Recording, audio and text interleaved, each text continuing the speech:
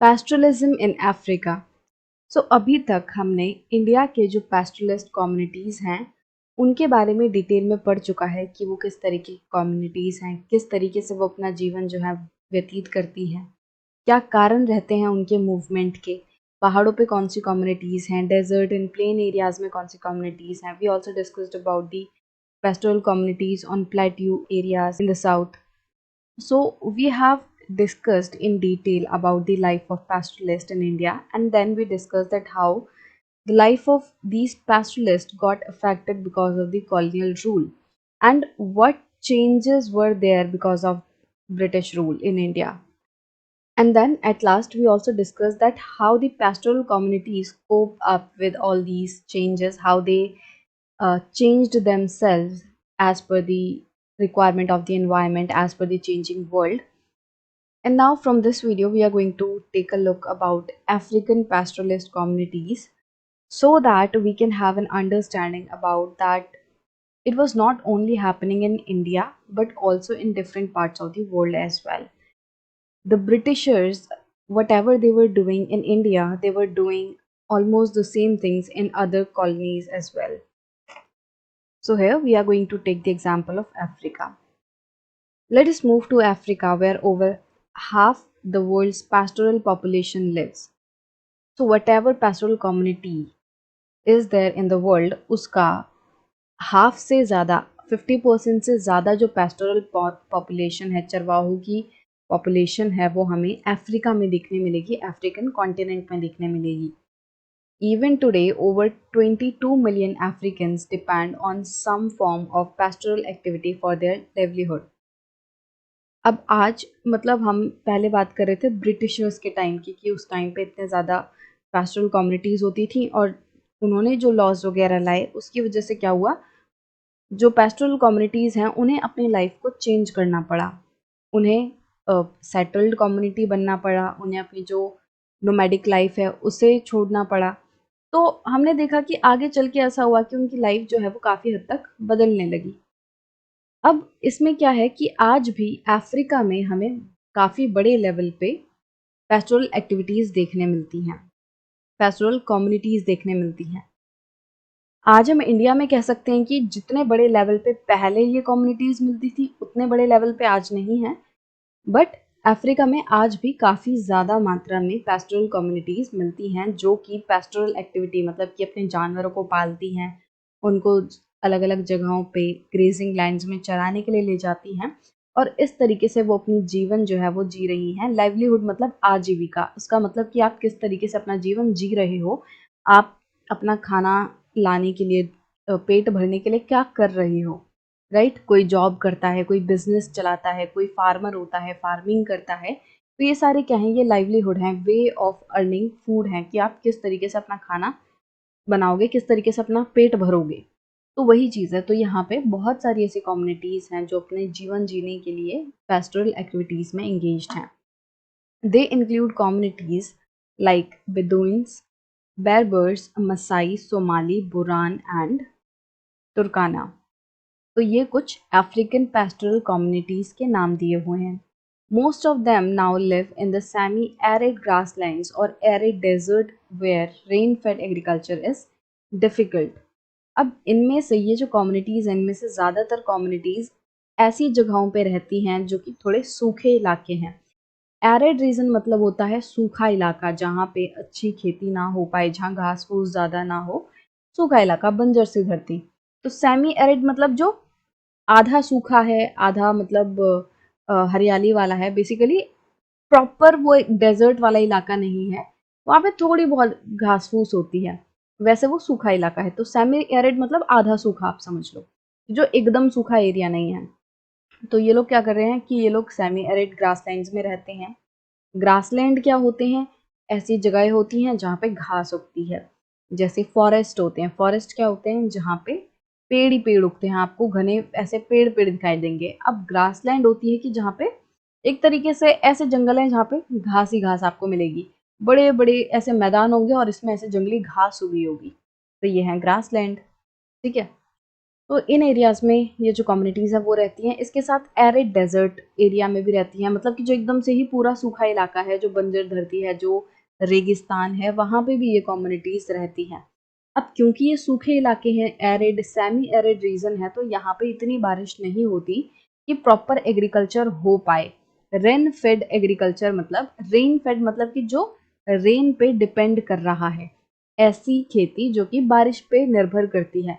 अब क्योंकि ये सूखा इलाका है तो यहाँ पे बारिश होगी ही नहीं, यहाँ पे बहुत कम बारिश होगी, और जो कि जिसके मदद से खेती नहीं की जा सकती। कोई भी खेती करने के लिए आपको प्रॉपर अमाउंट में पानी चाहिए होता है, बारिश चाहिए होती है। तो ये सूखा इलाका है, इसलिए यहाँ पे एग्रीकल्चर बहुत ही डिफिकल्ट है। They raise cattle, camels, goat, sheep and donkeys and they sell milk, meat, animal skin and wool.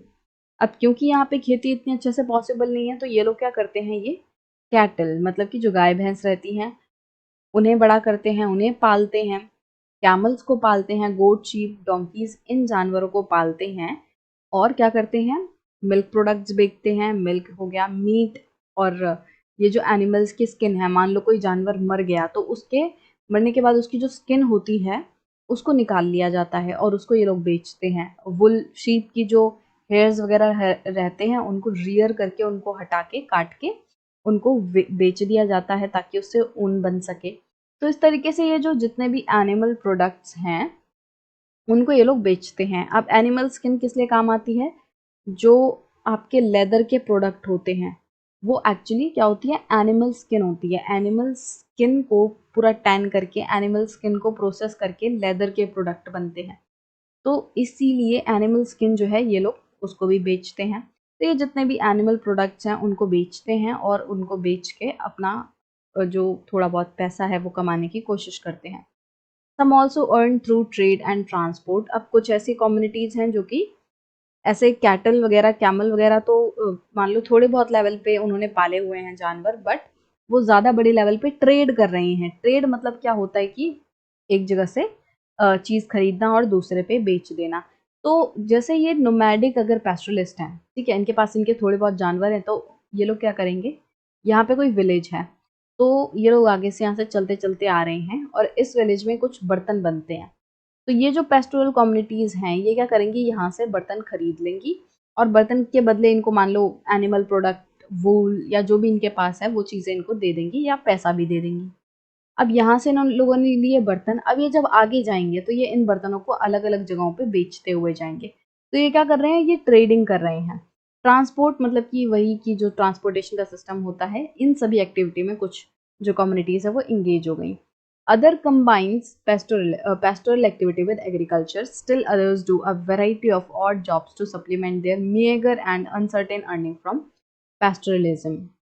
अब कुछ लोगों ने क्या किया, उन लोगों ने पेस्टोरल एक्टिविटीज मतलब कि अपने जानवरों को तो पाला ही, बट उसके साथ साथ उन्होंने एग्रीकल्चर भी किया कि थोड़ी बहुत खेती कर ली, ऐसी फसल उगा ली जो सूखे इलाके में उगती है, जो कम पानी में उगती है, बाजरा वगैरह हो गया, तो ऐसी फसल उगा ली।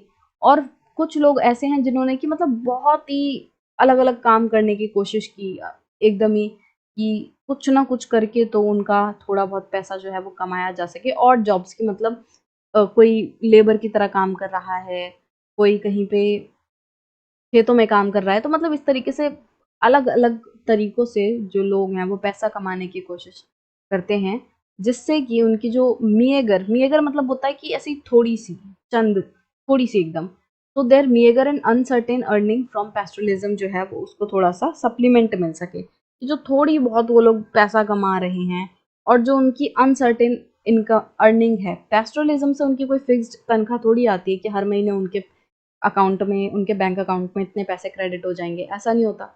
मतलब चीज़ें बहुत ही ऐसे मामूली-सी हैं, नहीं अगर एकदम कम, थोड़ी-सी, बहुत ही थोड़ी-सी अर्निंग होती है और बहुत ही अनसर्टेन है, किसी टाइम ज़्यादा हो गई, किसी टाइम कम हो गई। तो इन सब चीज़ों को सपोर्ट करने के लिए ये लोग अलग-अलग और कामों में भी इन्वॉल्व रहते हैं ताकि थोड़ा बहुत पैसा और आ जाए। Like pastoralists in India, the lives of African pastoralists have changed dramatically over the colonial and post-colonial periods. अब जैसा हमने इंडिया में पढ़ा कि कॉलोनियल टाइम पे और इवन जो हमारा बंटवारा हुआ इंडिपेंडेंस के बाद, बहुत सारी चीज़ों से इनकी लाइफ जो है वो कंटिन्यूसली अफेक्ट होती रही। तो कॉलोनियल टाइम पे भी और कॉलोनियल पीरियड के बाद भी, इंडिपेंडेंस के बाद भी इनकी लाइफ जो है अफेक्ट होती रही। सो अफ्रीका में भी इस तरीके से बहुत सारे चेंजेस आए कॉलोनियल पीरियड के टाइम, कॉलोनियल पीरियड के बाद, तो वो सारी चीज़ें भी हम देखेंगे कि क्या क्या चेंजेस आए। We will discuss some of these changes by looking at one pastoral community, the Maasai, in some detail. अब इनकी लाइफ में अफ्रीकन जो पेस्टोरल कम्युनिटीज़ हैं उनकी लाइफ में कैसे चेंजेस आए उसको हम समझने की कोशिश करेंगे एक एग्जाम्पल से। हम जो मसाई कम्युनिटी है उसका एग्जाम्पल लेंगे, उसको समझेंगे और उसके मदद से हम ये समझने की कोशिश करेंगे कि ओवरऑल जो अफ्रीकन पेस्टोरल कम्युनिटीज़ हैं उनके ऊपर क्या अफेक्ट पड़ा होगा। The Maasai cattle herders live primarily in East Africa. तो ये जो मसाई कम्युनिटी है ये नॉर्मली ईस्ट अफ्रीका में रहती है, मतलब कि जो लगभग ये वाला इलाका है ईस्टर्न एरिया, यहाँ पे मसाई कम्युनिटी हमें देखने मिलेगी। The Maasai cattle herders live primarily in East Africa, 3 lakh in southern Kenya and another 1,15,000 in Tanzania. तो ये केन्या है एंड ये तंजानिया है। तो लगभग 3 लाख जो मसाई कम्युनिटीज़ हैं वो सदर्न केन्या में रहती हैं और बाकी 1.5 लाख जो कम्युनिटी है वो यहाँ तंजानिया में रहती हैं।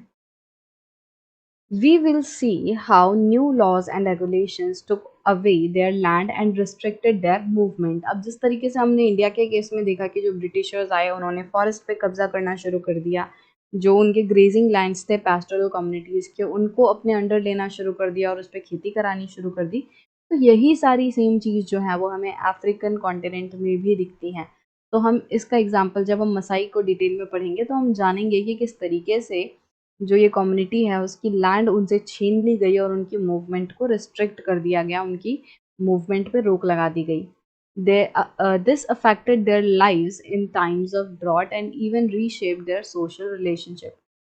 अब इनकी जो ये सारी सिचुएशन चल रही थी कि इनके मूवमेंट पर रोक लगाना, इनके जो लैंड्स हैं वो सब ले लेना, इन सारी चीज़ों की वजह से उस टाइम पे भी इनकी लाइफ जो है वो परेशानी में थी जब ड्रॉट था। मतलब कि ये सारी चीज़ें कि ये ब्रिटिशर्स पेस्टोरल कम्युनिटीज़ को परेशान कर रहे थे, उनके लैंड्स ले रहे थे, उनके मूवमेंट को रिस्ट्रिक्ट कर रहे थे। ये सारी चीज़ें ड्रॉट के टाइम पे भी हो रही थी। ड्रॉट मतलब जब सूखा पड़ता है कि पानी की कमी हो गई है, लोगों के पास पीने के लिए पानी नहीं है, जो खेती है उसके लिए पानी नहीं है, थोड़ी बहुत खेती होती है उसके लिए भी पानी नहीं है, बारिश नहीं हो रही है, तो जो सूखा पड़ जाता है, तो ऐसे टाइम में भी इनकी लाइफ जो है अफेक्ट हुई। और इन पूरे चेंजेस की वजह से इनके खुद के जो सोशल रिलेशनशिप्स हैं, मतलब आपस में ये लोग कैसे इंगेज करते हैं, जैसी सोसाइटी है, हर एक सोसाइटी के अपने कुछ नॉर्म्स होते हैं, मतलब एक उसके फीचर्स होते हैं कि जैसे आप इंडिया में बात करोगे तो इंडियन सोसाइटी कैसी है कि भाई यहाँ पे लोग जो हैं वो बहुत मिलजुल के रहते हैं। यहाँ पे जो मेहमान होते हैं उन्हें देवता की तरह माना जाता है, उन्हें भगवान की तरह माना जाता है। तो ये कुछ ऐसे फीचर्स हैं, नेचर है सोसाइटी का कि हाँ इंडियन सोसाइटी ऐसी है। तो इसी तरीके से जो सोशल रिलेशनशिप हैं कि लोग आगे आपस में कैसे मिल रहे हैं, क्या किस तरीके से रह रहे हैं, इन चीज़ों पर भी कॉलोनियल रूल का अफेक्ट पड़ा। तो ये सारी चीज़ें हम आगे समझेंगे कि जो मसाई कम्युनिटी है कैसे उनकी लाइफ में चेंजेस आए।